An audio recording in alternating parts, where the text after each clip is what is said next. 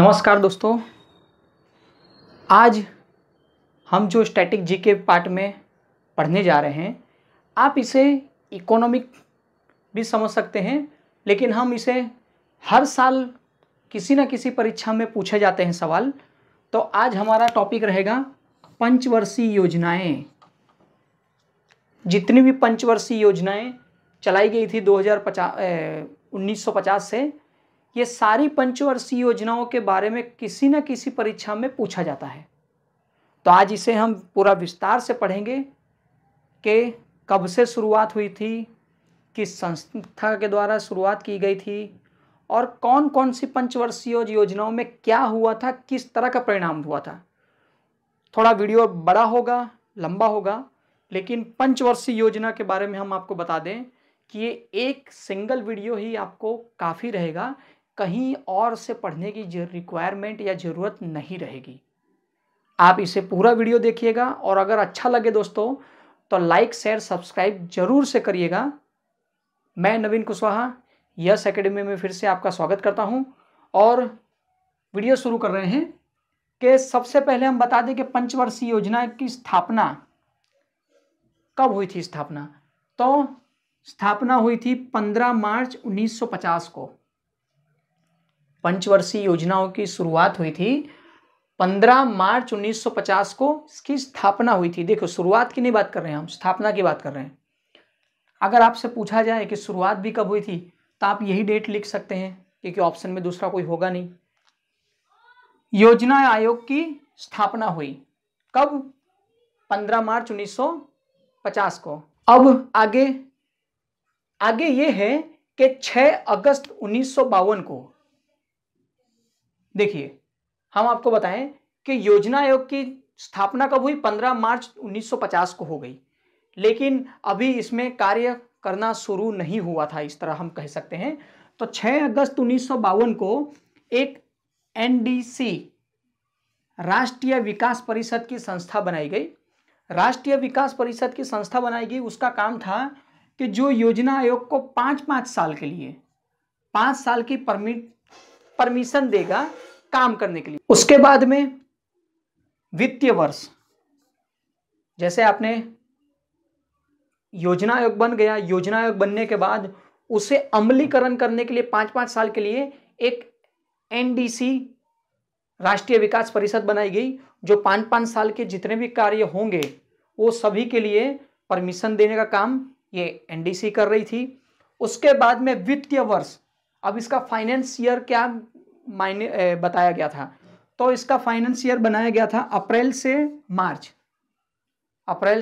1 अप्रैल से 31 मार्च बताई गई थी, और इसका तारीख दी गई थी 1/4/1951 से शुरुआत की गई थी। 1/4/1951 से शुरुआत हुई थी। तो याद रखिएगा, 15 मार्च 1950 को इसकी स्थापना हुई थी और 1/4/1951 से इसकी शुरुआत हुई थी, और 6 अगस्त 1952 में 5-5 साल के जो भी कार्य बनाए जाएंगे उसका अमल करवाने के लिए। ठीक है दोस्तों, आगे अब इसके जनक, मतलब ये कहाँ से शुरुआत हुई, किनके द्वारा हुई, कहाँ से ये विचार आया कि हम अपने काम करते हैं, आज़ादी के बाद में पंचवर्षीय योजना लाते हैं। कहीं ना कहीं से तो किसी ना किसी को विचार आता है, तभी इस तरह की संस्थाएं या फिर योजना प्रारूप में आती है। तो सोवियत संघ मतलब रूस के देखकर शुरुआत की गई थी। सोवियत संघ, रूस को देखकर यह शुरुआत की गई थी। अब विश्व में देखिए, ये कई बार सवाल पूछा जा चुका है, ये जितने भी हम पूछ रहे हैं ये सब सवाल आ चुके हैं। उसी के बाद ये सवाल कई बार पूछा जा चुका है, विश्व में फर्स्ट पंचवर्षीय योजना, विश्व में पहली पंचवर्षीय योजना कब बनी थी? तो विश्व में फर्स्ट पंचवर्षीय योजना 1927 से 32 में स्टेलिंग द्वारा बनाई गई थी। कब? विश्व में फर्स्ट पंचवर्षीय योजना 1927 से 32 के दरमियान स्टेलिंग द्वारा बनाई गई थी, और ये सोवियत संघ द्वारा शुरुआत की गई थी। तो उसके द्वारा हम भारत में इसे शुरुआत की थी। ठीक है दोस्तों, तो ये बहुत ही इंपॉर्टेंट है, याद रखिएगा। अब आर्थिक नियोजन के जनक। अब ये दो सवाल कई बार पूछे जा चुके हैं और इसमें हमेशा कंफ्यूजन हो जाता है। ऑप्शन दोनों दिए जाते हैं, सवाल को थोड़ा सा चेंज करते हैं तो हमारा जवाब गलत हो जाता है। देखिए, आर्थिक नियोजक के जनक क्या बोल रहे हैं? आर्थिक नियोजक के जनक कौन है? तो आर्थिक नियोजक के जनक है पंडित जवाहरलाल नेहरू, आर्थिक नियोजक के जनक। और अगर आपसे पूछा जाए कि आर्थिक सुधारों के जनक कौन है, आर्थिक सुधार, तो आर्थिक सुधारों के जनक है डॉक्टर मनमोहन सिंह। 1992 में किया गया था, 1992 में आर्थिक सुधारों के जनक डॉक्टर मनमोहन सिंह और आर्थिक नियोजक के जनक पंडित जवाहरलाल नेहरू थे। अब जब हम योजना आयोग में धीरे धीरे आगे बढ़ेंगे पंचवर्षीय योजनाओं में, तो पंचवर्षीय योजना के डिटेल्स में पढ़ने से पहले कुछ क्वेश्चन ऐसे पूछे जाते हैं, तो उसके बारे में थोड़ा सा जान लेते हैं कि योजना आयोग में गैप, अवकाश कब था। मतलब योजना आयोग जब शुरुआत की गई थी तो उसमें बीच में वो बंद कर दी गई थी कुछ समय के लिए। तो ऐसा कितने साल के लिए हुआ था? 7 वर्षों का ऐसा अवकाश था। वो 7 वर्षों का जो अवकाश है, वो अवकाशों में पहला है 1966 से 69, 1966 टू 1969 में 3 साल का ये अवकाश था। कितने साल का था? 3 साल का।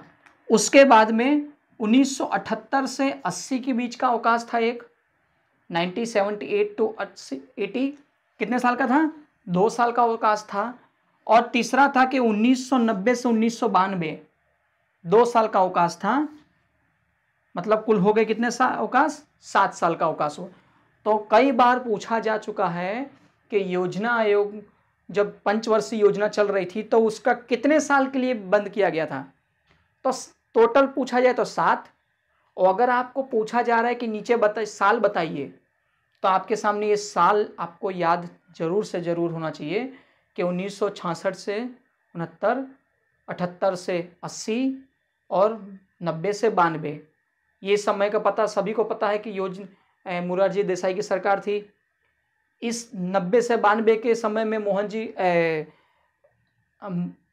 डॉक्टर मनमोहन सिंह इकोनॉमिक्स थे, तो रुपये का अवमूल्यन किया गया था क्योंकि उस समय में बहुत थोड़ा प्रॉब्लम आ गई थी। इस वजह से 3rd टाइम रुपये का अवमूल्यन किया गया था। तो ये 1990 से 92 में तब योजनाएं बंद कर दी गई थी। बंद करने का मतलब कि कुछ समय के लिए उन्हें बंद कर देना। ठीक है दोस्तों, तो ये शुरुआत था। अब हम योजना के बारे में, पंचवर्षीय योजना कौन से साल से कौन से साल में चलाई गई थी, उसकी क्या उद्देश्य थे, वो हम डिटेल्स में अब जानेंगे।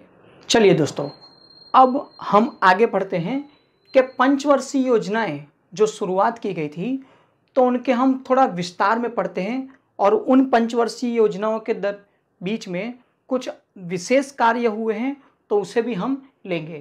तो हम इस तरह थोड़ा चार्ट बना के पढ़ेंगे। जो सम अवधि होगा, कौन से साल तक की अवधि थी, नंबर कौन से नंबर की योजना थी। उसके बाद में मॉडल, ये किस मॉडल पर आधारित थी। केंद्रीय बिंदु, मतलब किस केंद्र के आधार पर ये योजनाएं बनाई गई थी। और उसका विशेष, मतलब उस पंचवर्षीय योजना में विशेष किस कार्य के लिए विशेष बनाया गया था। तो सबसे पहले देखते हैं पंचवर्षीय योजनाओं में फर्स्ट नंबर। तो ये सम अवधि, मॉडल, केंद्रीय बिंदु और विशेष, इसमें पहला है पंचवर्षीय योजना फर्स्ट। 1951 से 1956 कब शुरुआत हुई थी? 1/4/1951 से फाइनेंस ईयर से शुरुआत हो गई थी। तो 1/4/1951 से जब शुरुआत हुई थी तो पहली पंचवर्षीय योजना 1951 से 56 हेराल्ड डोमर मॉडल पर, क्या नाम है? Herald Domar model. हेराल्ड थोड़ा याद रखिएगा कि फर्स्ट पंचवर्षीय योजना जो शुरुआत की गई थी तो किस मॉडल पर आधारित थी? तो हेराल्ड डोमर मॉडल। केंद्र बिंदु क्या था उस योजना का? तो उस योजना का केंद्र बिंदु था कृषि क्षेत्र। कृषि क्षेत्र इसलिए क्योंकि आज़ादी से पहले भी भारत कृषि प्रधान देश था, सोने की चिड़िया कहा जाता था क्योंकि यहाँ खेती बहुत अच्छी होती थी। ठीक है दोस्तों, तो उस वजह से सबसे पहले जोर दिया गया कृषि क्षेत्र के ऊपर। अब इसमें विशेष क्या हुआ है, ये योजना में विशेष जो हुआ है तो वो है, पहला नंबर में है भाखरा नागर डैम। भाखरा नागर परियोजना, हम डैम ना कह के उसे परियोजना बोलते हैं। तो भाखरा नागर परियोजना पहली शुरुआत की गई फर्स्ट पंचवर्षीय योजना में। उसके के बाद दूसरा है दामोदर घाटी परियोजना, ये भी फर्स्ट में ही शुरुआत हुई थी। और तीसरा है हीराकुंड परियोजना। हीराकुंड परियोजना भी फर्स्ट पंचवर्षीय योजनाओं में शुरुआत की गई थी कृषि को ध्यान में रखते हुए। और विशेष ये है कि 1952 में सामुदायिक विकास कार्यक्रम शुरू किया गया था। सामुदायिक विकास मतलब कि समूह में मिलकर कार्य करें और समूह में सबका विकास हो, तो इस तरह सामुदायिक विकास कार्यक्रम शुरू किया गया था। तो आपसे सवाल पूछा जा सकता है कि सामुदायिक विकास कार्यक्रम की शुरुआत कौन से पंचवर्षीय योजना में हुई थी या फिर किस साल में हुई थी? तो 1952 में फर्स्ट पंचवर्षीय योजना में। आप ये पूरा डिटेल्स याद रखना होगा दोस्तों, क्योंकि कभी भी कहां से भी पूछा जा सकता है। अगला सेकंड पंचवर्षीय योजना 1956 से 1961, 1956 टू 61। अब इस पंचवर्षीय योजना का मॉडल क्या था? तो PC Mahal नॉबिस model, PC Mahal नॉबिस model के आधार पर बना था और इसका केंद्रीय बिंदु था उद्योग क्षेत्र। देखिए, फर्स्ट पंचवर्षीय योजना थी एग्रीकल्चर और सेकंड थी इंडस्ट्रियल, उद्योग क्षेत्र के लिए। अब उद्योग क्षेत्र की बात आ रही है तो विशेष में उसके लिए भी कुछ ना कुछ प्रावधान किए गए होंगे। तो सेकंड पंचवर्षीय योजना में खास करके स्टील प्लांट डाले गए हैं जो आज भी हैं और बहुत जाने माने हैं। तो पहला है राउरकेला, ये उड़ीसा में आता है। राउरकेला स्टील प्लांट डाला गया था उड़ीसा में जर्मनी के सहयोग से। याद रखिएगा, कई बार सवाल पूछा जा चुका है ये, किसके सहयोग से? जर्मनी के सहयोग से। अगला है भिलाई, छत्तीसगढ़ में है। तो भिलाई स्टील प्लांट छत्तीसगढ़ में है, सभी को पता है। रूस के सहयोग से ये बनाया गया है, रूस के सहयोग से भिलाई छत्तीसगढ़ का स्टील प्लांट बनाया गया। तीसरा है दुर्गापुर, दुर्गापुर स्टील प्लांट पश्चिम बंगाल में है और ये ब्रिटेन के सहयोग से बनाया गया था। ठीक है दोस्तों, तो ये 3 स्टील प्लांट हैं, उड़ीसा, छत्तीसगढ़ और पश्चिम बंगाल। ये जर्मनी, रूस और ब्रिटेन के सहयोग से बनाया गया था सेकंड पंचवर्षीय योजना में। ठीक है दोस्तों, ये याद रखिएगा। अब इसी साल मतलब कि सेकंड पंचवर्षीय में विशेष देश के लिए क्या किया गया? तो ये है आपके सामने बलवंत राय मेहता समिति। बलवंत राय मेहता समिति की सिफारिश से नागौर जिले के बगददी गांव, कहां है? राजस्थान में, राजस्थान में, शॉर्ट में लिखा है हमने। नागौर जिले के बगददी गांव में राजस्थान में पंचवर्ष पंचायती राज की स्थापना की गई। क्या की गई थी? पंचायती राज की स्थापना की गई थी सेकंड पंचवर्षीय योजना में। ये याद रखिएगा, ये बहुत ही इंपॉर्टेंट है। तो ये हम इसी तरह आपको सभी चार्ट बना बना के बताते रहेंगे। आगे तीसरी पंचवर्षीय योजना। तो तीसरी पंचवर्षीय योजना जो थी वो 1961 से 1966 के बीच की थी। इसमें कोई मॉडल डिसाइड नहीं किया गया था, लेकिन ये केंद्रीय बिंदु था कृषि और उद्योग क्षेत्रों पर बल देना। मतलब कि जो पहली कृषि क्षेत्र पर और दूसरी उद्योग क्षेत्र की योजना थी, तो तीसरी योजना में दोनों को ज्वाइंट कर दिया गया और तीसरी योजना बनाई गई। तो तीसरी योजना में विशेष क्या किया गया था और किस चीज़ों में ज़्यादा? तो कृषि और उद्योग में। तो उसमें विशेष क्या किया गया? तो पहला है उद्योगों के लिए क्या किया है? तो उद्योगों के लिए फर्स्ट 1/7/1964 को, 1 जुलाई 1964 के दिन IDBI, industrial development bank of India की स्थापना की गई थी। ये उद्योगों के लिए की गई थी। तो 1 जुलाई 1964 को IDBI बैंक की स्थापना की गई थी, industrial development bank of India की। उसके बाद में दूसरा है 1965, बोकारो झारखंड। बोकारो झारखंड में लौह इस्पात का कारखाना डाला गया। 1965 में बोकारो झारखंड में लौह इस्पात का कारखाना की स्थापना की गई। किसके सहयोग से?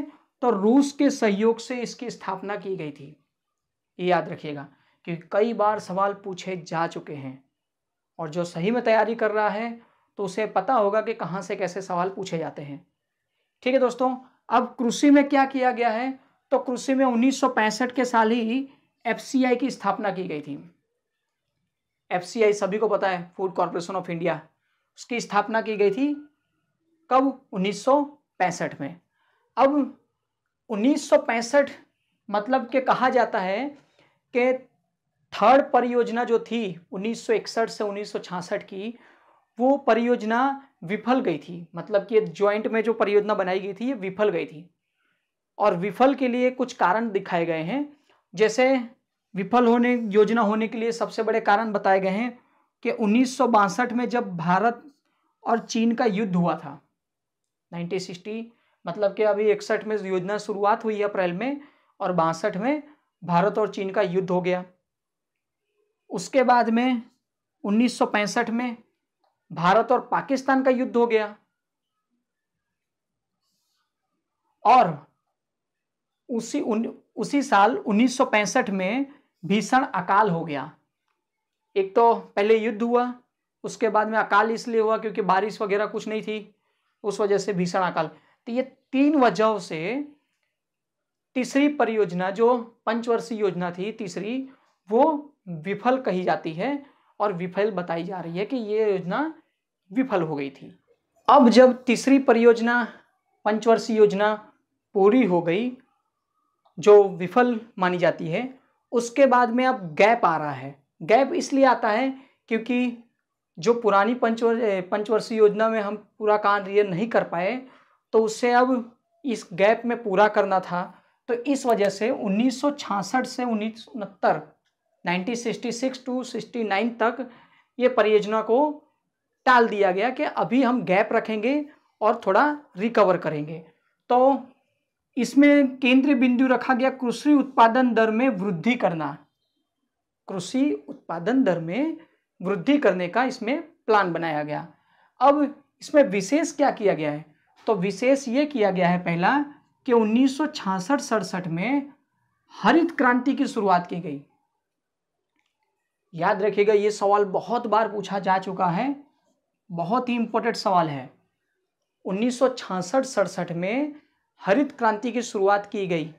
तो अब एक सवाल हमेशा पूछा जाता है कि भारत में हरित क्रांति की शुरुआत किसने की और विदेश में हरित क्रांति मतलब विश्व में हरित क्रांति की शुरुआत किसने की?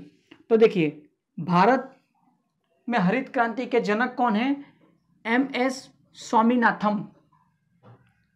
भारत में हरित क्रांति की शुरुआत के जनक जो हैं वो MS स्वामीनाथन हैं, और विश्व लेवल पर विश्व के जो जनक हैं हरित क्रांति में वो है नॉर्मन बोरलॉग। ये दोनों बहुत ही जरूरी हैं, बहुत ही इंपॉर्टेंट हैं, याद रखिएगा दोस्तों। और आई होप ये पूरा पंचवर्षीय योजना पे एक किताब में उतारेंगे और अच्छी तरह लिखेंगे। अगला, जनवरी 1966 को दूसरी बार मुद्रा का अवमूल्यन किया गया। ठीक है दोस्तों, तो मुद्रा का अवमूल्यन किया गया है। तो क्यों किया जाता है? एक्चुअली में होता यह है कि हमारी जो आयात होती है वो हम बाहर के देशों से ज़्यादा मंगाने लगते हैं, और निकास होती है वो कम हो जाती है। तो सरकार क्या करती है? रुपए का अवमूल्यन करती है, और जब जब किसी डॉलर, समझे कि हम अभी इंडियन करेंसी के हिसाब से डॉलर 70 या 75 रुपया चल रहा है, तो वो सीधा 80 या 90 रुपया कर दिया जाता है, जिसकी वजह से विदेशों से जो मंगाए जाएंगे वो महंगा मिलेगा। इस वजह से मुद्रा का अवमूल्यन किया गया। तो कई बार पूछा जा चुका है कि पहली बार कब हुआ था, तो 1 सितंबर 1949 को 1949 को पहला अवमूल्यन हुआ था। सेकंड कब हुआ था, तो 2 जून को 1966 में, यही प्रेजेंट। और तीसरा कब हुआ था, जैसे मैंने आपको बताया था कि गैप आया था 1991 और 92 में, तो थर्ड मुद्रा का अवमूल्यन हुआ था जुलाई 1991 में, तब इकोनॉमिक थे मनमोहन सिंह। ठीक है दोस्तों, मतलब फाइनेंस मिनिस्टर भी कह सकते हैं आप, उस टाइम में थे। अब ये जो 3 साल का गैप बताया गया है, 3 इयर्स का, तो इस 3 साल के गैप में एक एक साल की योजनाएं चलाई गई कि ये योजना बना लेते हैं, काम करते हैं, इसे 1 साल चलाएंगे। इस तरह एक एक साल की 3 साल की योजनाएं बनाई गई और उसे कंप्लीट करने की कोशिश की गई थी इस योजना में। तो ये गैप है। इसके बाद में अब जैसे ही तीसरी परियोजना विफल होने के बाद गैप आया है, गैप के बाद में चौथी परियोजना शुरुआत हुई थी 1969 टू 1974। ठीक है, इसका कुछ मॉडल तो नहीं दिया गया था, लेकिन इसमें केंद्र बिंदु था स्थिरता और आत्मनिर्भरता लंबे समय के लिए। मतलब जो भी हम कार्य करें वो एक में स्थिरता रहे और आत्मविश्वास, आत्मनिर्भरता बनी रहे लंबे समय के लिए, ये केंद्र बिंदु रखा गया था, लक्ष्य रखा गया था। अब इसमें विशेष क्या किया गया है, तो पहला है कि 19 जुलाई 1969 1969 को 14 बैंकों का राष्ट्रीयकरण किया गया था। 14 बैंकों का राष्ट्रीयकरण किया गया था। ये आप सभी को याद होगा, कई बार सवाल पूछा जा चुका है। ये पहली बार 14 हुए, फिर बाद में 6 हुए, फिर 1 कम कर दिया गया, मतलब 14 + 6 - 1, इस तरह किया गया था। तो उस समय आरबीआई के गवर्नर कौन थे? आरबीआई के गवर्नर थे LK झा। LK झा 14 बैंकों का जब राष्ट्रीयकरण हुआ था तब LK झा वहां आरबीआई के गवर्नर थे, ये याद रखिएगा। अगला है 1974 में परमाणु परीक्षण। 1974 में परमाणु परीक्षण किया गया था। यह भी एक सवाल पूछा गया है कि जब चौथी परियोजना चल रही थी तब जो परमाणु परीक्षण किया गया था उसका नाम क्या है? तो उसका नाम है स्माइल बुद्धा। स्माइल बुद्धा मतलब बुद्ध भगवान जो है वो स्माइल कर रहे हैं, ये समझ लीजिए आप, का परीक्षण हुआ था। तो ये चौथी परियोजना में, मतलब पंचवर्षीय योजना में, ये 2 कार्य विशेष रूप से हैं जो सवाल में पूछे जाते हैं बार बार। ठीक है दोस्तों, उसके बाद में 5वीं पंचवर्षीय योजना, 5th। तो 5वीं पंचवर्षीय योजना शुरुआत हुई थी 1974 से 1978 तक, 1974 टू 1978। और इसके मॉडल थे डीपी घर मॉडल। डीपी घर मॉडल पर आधारित था ये, और इसका केंद्र बिंदु था गरीब अवमूल्यन पर बल दिया जाए। गरीब अवमूल्यन पर मतलब के गरीबी हटाओ वाला नारा जो कहा जाता है, उस समय में इंदिरा गांधी की सरकार थी इसलिए। तब इस समय में क्या हुआ है, इस पंचवर्षीय योजना में विशेष क्या हुआ है? तो पहली बात बता दें कि 1978 जब आपातकाल लगाया था इंदिरा गांधी ने, तो उस आपातकाल की वजह से उनकी सरकार चली गई थी पूरा होने के बाद, और नया इलेक्शन जब हुआ तो उसमें कांग्रेस, इंदिरा गांधी हार गई। तब बनी जनता सरकार। तो जनता सरकार जब आई तो इस परियोजना को बंद कर दी गई। तो कहा जा सकता है कि 1974 से 78 तक में जो परियोजना 5 साल की पूरी होनी थी, वो आने से योजना 1 वर्ष पहले समाप्त कर दी गई। मतलब कि 78 में पूरी होनी थी, तो उसे 1 साल पहले ही समाप्त कर दी गई थी। तो याद रखिएगा कि अगर आपसे पूछा जाए कि ऐसी कौन सी पंचवर्षीय योजना है कि जो 5 साल न चल के वो 4 ही साल चली है, तो यह बताइएगा। तो ये होगी 1 वर्ष के लिए जनता सरकार जब आई तब। उसके बाद में है 1975 में गरीब हटाओ नारा दिया, माफ करिएगा, 1975 में गरीबी हटाओ नारा दिया गया। किसके द्वारा? इंदिरा गांधी ने। और ये नारा आज तक चला जा रहा है, गरीबों के लिए, गरीबों के लिए। कितना विकास हो रहा है ये हम सभी को पता है, कहने की कुछ जरूरत नहीं है। तो 1975 में जो नारा दिया गया उसका आज तक डेवलपिंग नहीं हुआ है। ठीक है, 1975 में गरीबी हटाओ का नारा दिया गया। आगे 2 अक्टूबर 1975 को, क्या डेट बोल रही है? 2 अक्टूबर 1975 को 5 शहरों में आरआरबी में रीजनल रूरल बैंक, ग्रामीण बैंकों की स्थापना की गई। कहाँ?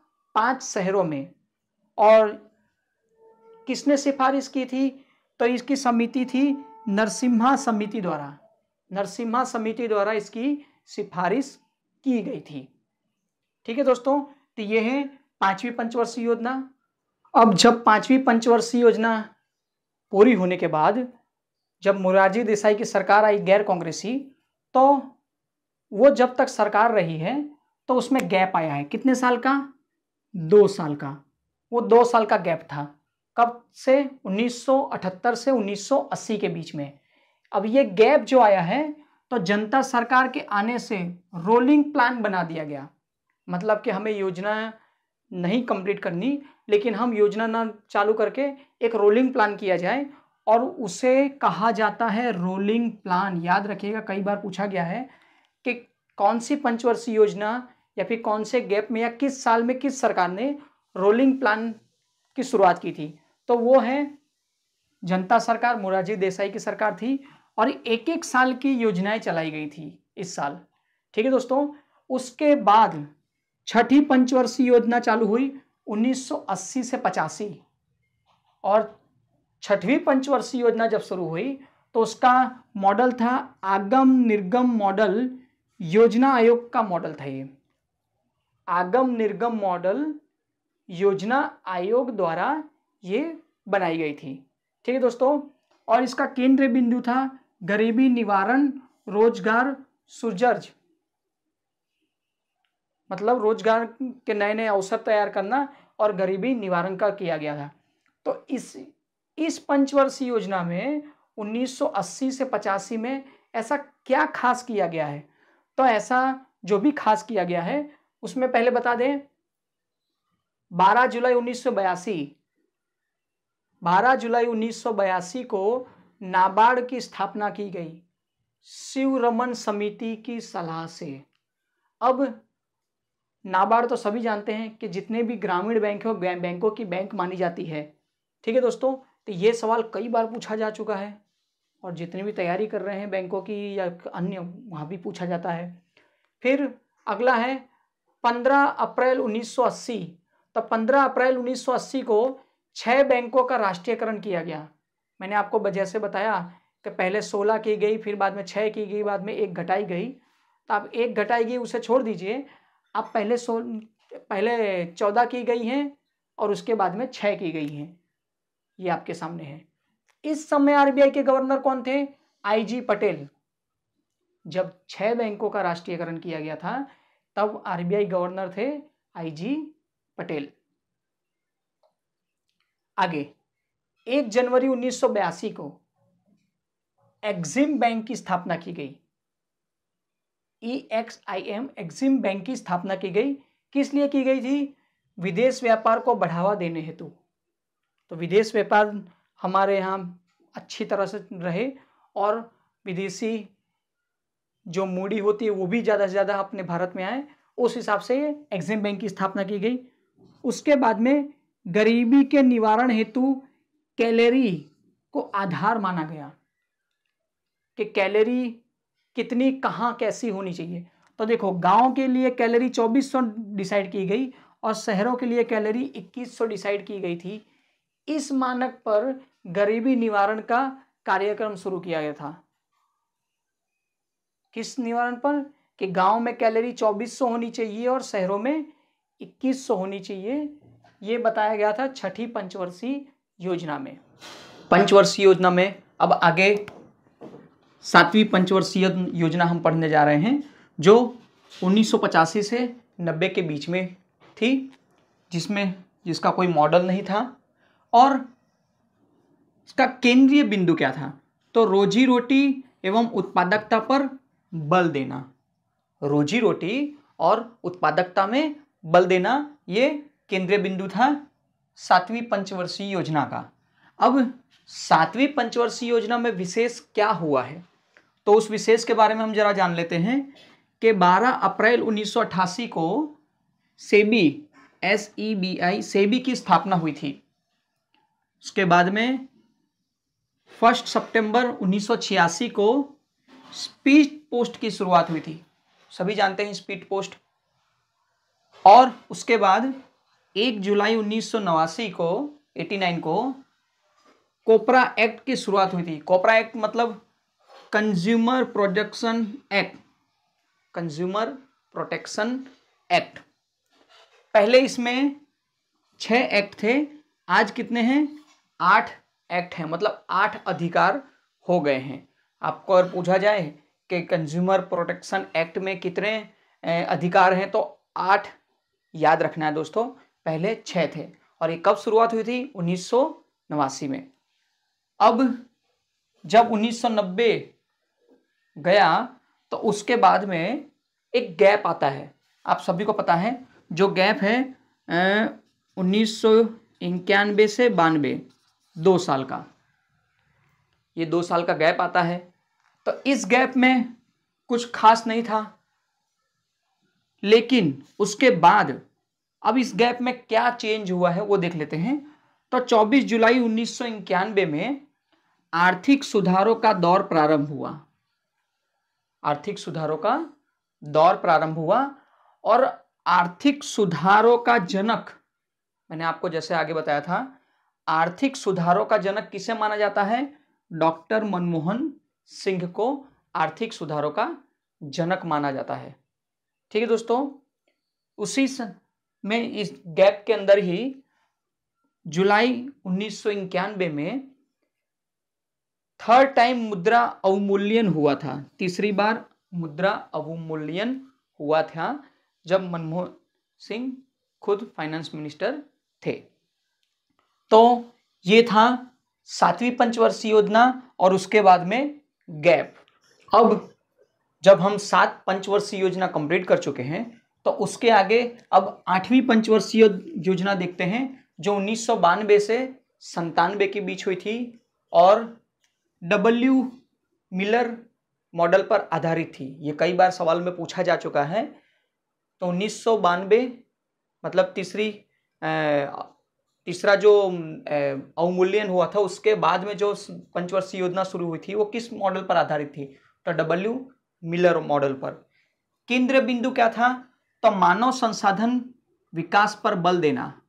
मानव संसाधन विकास पर बल देना, लेकिन उसके विशेष में कुछ खास बताया नहीं गया था और ना ही हुआ था ऐसा जो सवालों में पूछा जा सके।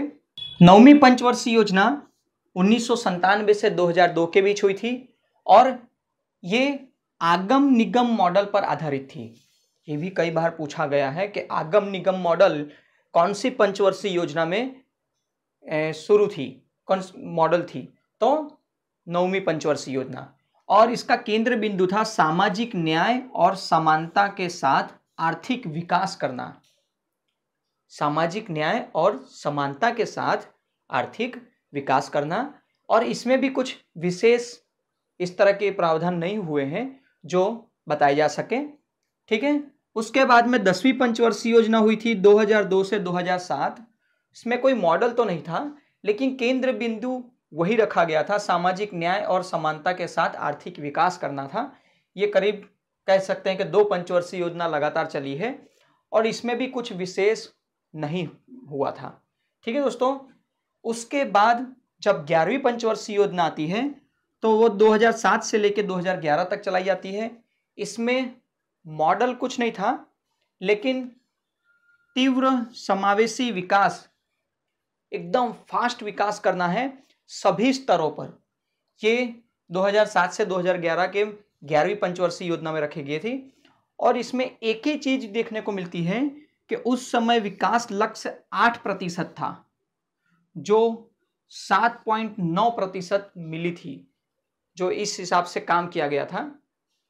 ठीक है दोस्तों, आखिरी 12वीं पंचवर्षीय योजना तो 2012 से 2017 तक ये चलाई गई थी, जिसका मॉडल कुछ नहीं था, लेकिन केंद्र बिंदु थी तीव्र समपोषणीय और समावेशी विकास, समावेशी विकास थी। और 2017 के बाद हम बात को बताएं तो 2015 में जैसे नीति आयोग के गठन हुआ और 2017 ये पूरा होने के बाद ही नीति आयोग ने अपना काम शुरू कर दिया था, ये आप सभी जानते हैं, और उसका वीडियो हमारे में दिया हुआ है, आप देख सकते हैं उसे। तो ये सारे पंचवर्षीय योजनाओं में से सवाल जवाब, जितनी भी पंचवर्षीय योजना है 12, और उसके 3 गैप हैं जो 2 साल 2 साल 2 साल 3 साल 2 साल के हिसाब से, वो सारे सवाल पूछे जा चुके हैं। और ये जितना भी चीज है, ये सारा पंचवर्षीय योजना स्टैटिक जीके के पार्ट में आज देखा जाता है। कहीं ना कहीं किसी ना किसी परीक्षा में पूछे जा चुके हैं और पूछे जाते रहेंगे। अब इसके बाद जो नीति आयोग होगा तो नीति आयोग के बारे में पूछे जाते हैं। तो दोस्तों इसको अच्छी तरह से पढ़िएगा, एक नोट्स में अच्छी तरह से उतारिएगा, और वीडियो अगर अच्छा लगा हो तो दोस्तों को जरूर शेयर करिएगा। नमस्कार।